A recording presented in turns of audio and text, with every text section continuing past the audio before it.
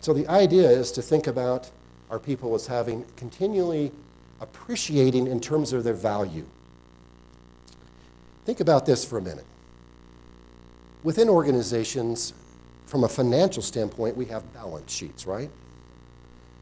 Assets, liabilities, usually equity or investment in the business, and we have to balance those numbers. Normally, as we think about our assets, they depreciate over time. Over a 30-year period, we might depreciate the value of a building, the value of the equipment. However, what about our people? Do they depreciate in value? Do they stay about the same? Or are they appreciating or increasing in value over time? And our practices have a lot to do with how we view whether we see our people as truly an appreciative asset or not. So capacity building says the following. Most people have enough mental capacity for continual learning and development of high professional skills if they apply effective effort.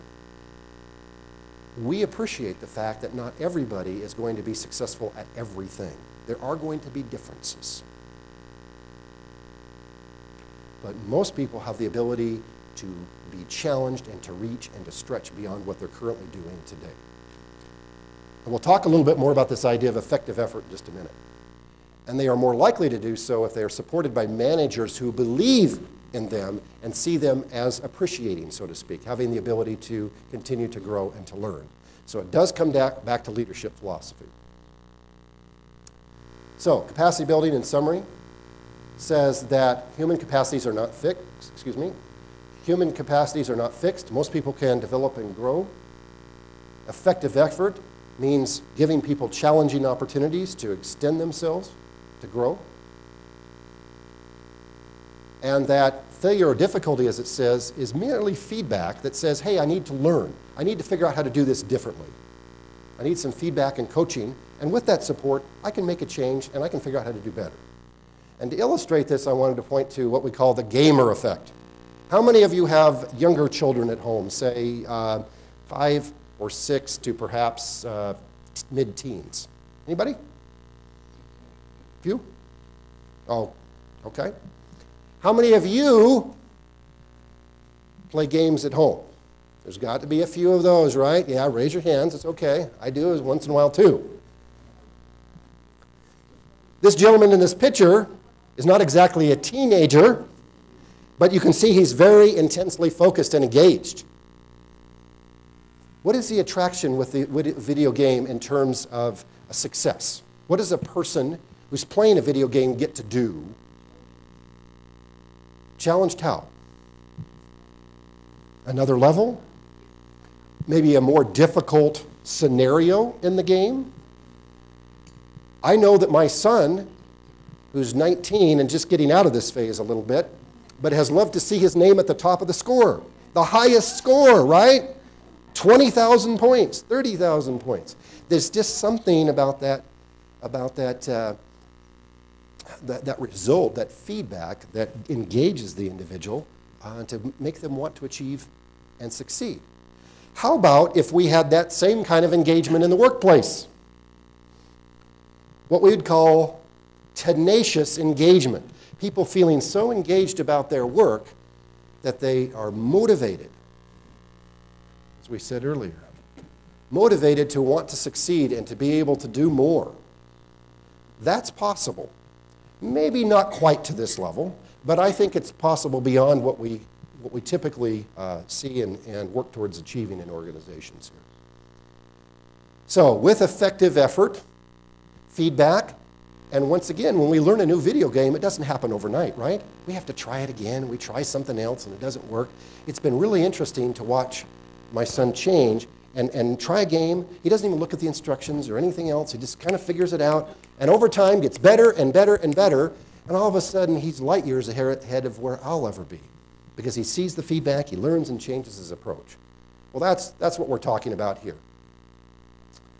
So our point of view. Our point of view is that every employee has the capacity for growth and that every employee is capable of performance at higher levels. That we can set challenging standards, expect people to achieve them, and given feedback and given effort on their part and motivation, they can achieve those results.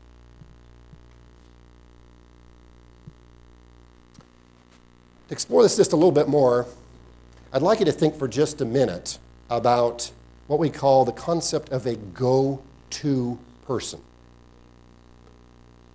By go-to, we mean somebody that is considered highly trusted, very capable, and a person that we would really trust to accomplish a very difficult project in probably a pretty short period of time.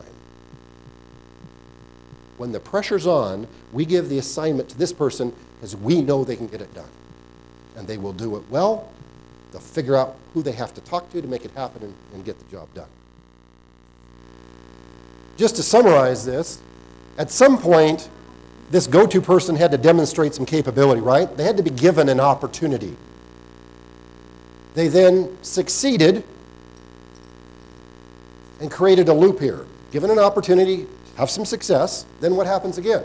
They're given another opportunity, probably a little broader opportunity, a little bit more challenging, maybe requiring a little bit more coaching. They succeed at that, and they create another loop. So forth and so on, okay? You get the idea. Now, it doesn't mean that in here there may not have been an occasional failure, but overall those failures have not derailed them, so to speak. They've been able to keep on a track, get enough support and coaching, and even if a mistake was made, coach them and help them to get back on track and move forward because we believe in them and their capability. They eventually become what we would call a go-to person. This person who is seen as an extremely valuable resource within the organization, as I mentioned earlier, highly trusted. What have they gained through this process? A lot of learning, right? As they've had these experiences, they've learned and grown. They've probably broadened their understanding and perspective. They've also used the feedback to improve their capability, to do things better the next time. And oh, by the way, the organization has benefited because they're probably sharing those continuous improvements with the organization as well, coming up with better processes or systems, ideas, and so forth, and so the company benefits. So here's the question. Here's really the bottom line of what we're talking about here this evening.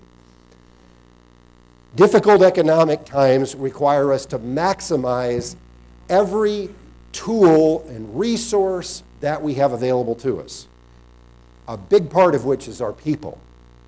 Okay? So the key question, I think, for us to take away and to think about within our organizations is how do we create more go-to people? Now you can say, well, it's not realistic that everybody could be a go-to person. Okay, I'll grant you that.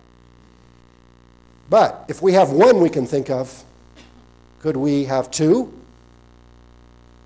If we have two, could we go to three? If we have three, could we go to four? What if we just incrementally increase the capacity of our people to deliver results and to achieve higher performance? How much difference would that make? I don't know of anyone that ever says, I have too much budget, I have too many resources, take some away from me. I'll give up. No, we always want to get more, right? We never have enough. But here's the question, are we maximizing the utilization of the people we have? Not by just whipping them to work harder, but by helping them work along this path of continuously improving and developing to where they're able to do more and different things than they were originally. Okay? Would like to thank all of you for being here this evening. We know it's been a long day, as we said, but thank you for being here. We'll stay around for a little bit if there's any questions, anything we can help you with. Thank you very much. Thank you.